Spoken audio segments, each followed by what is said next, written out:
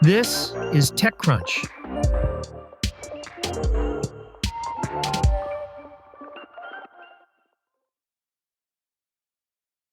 California Governor Gavin Newsom has signed SB 53, a first-in-the-nation bill that sets new transparency requirements on large AI companies.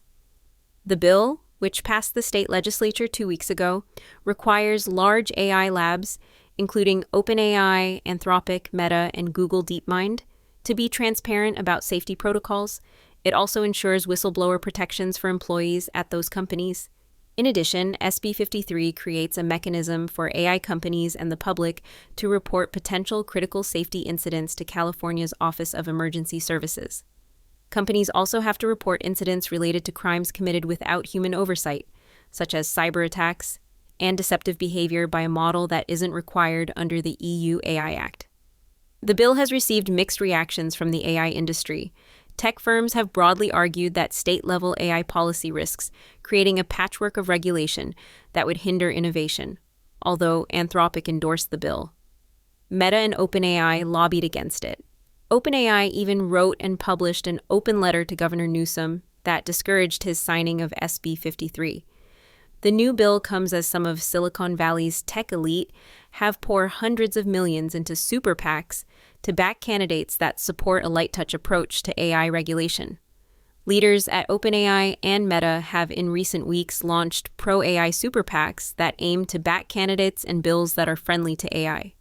Still, other states might look to California for inspiration as they attempt to curb the potential harms caused by the unmitigated advancement of such a powerful emerging technology. In New York, a similar bill was passed by state lawmakers and is awaiting Governor Kathy Hochul's signature or veto. Newsom said in a statement, "California has proven that we can establish regulations to protect our communities while also ensuring that the growing AI industry continues to thrive.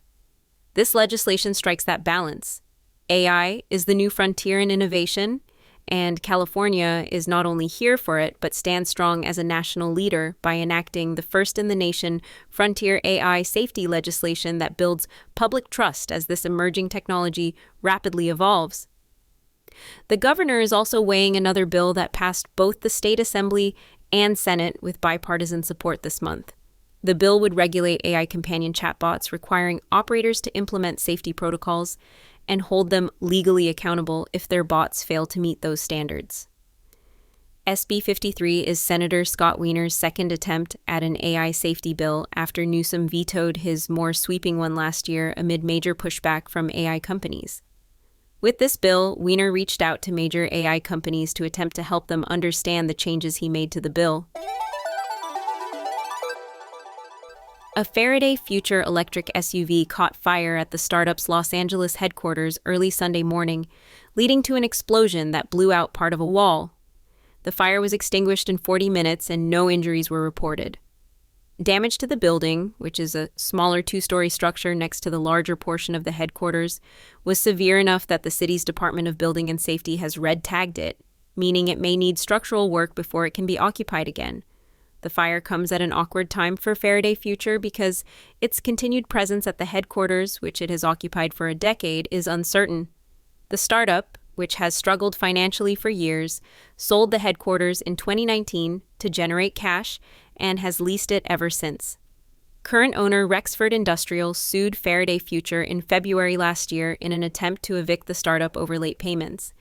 The two sides ultimately settled in April of 2024.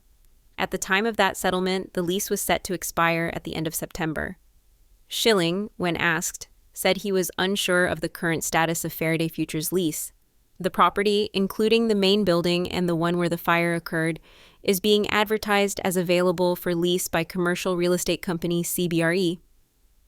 Representatives for CBRE and Rexford did not immediately respond to requests for comment. The blaze was first reported to the Los Angeles Fire Department at 4:37 a.m. on September 28th. LAFD spokesperson Brian Humphrey told TechCrunch the 911 call came from an eyewitness. Sprinklers in the building helped keep the fire in check until the fire department arrived. According to a photo viewed by TechCrunch, an explosion created a major bulge in at least one of the walls. The fire was fully extinguished at 5:17 a.m.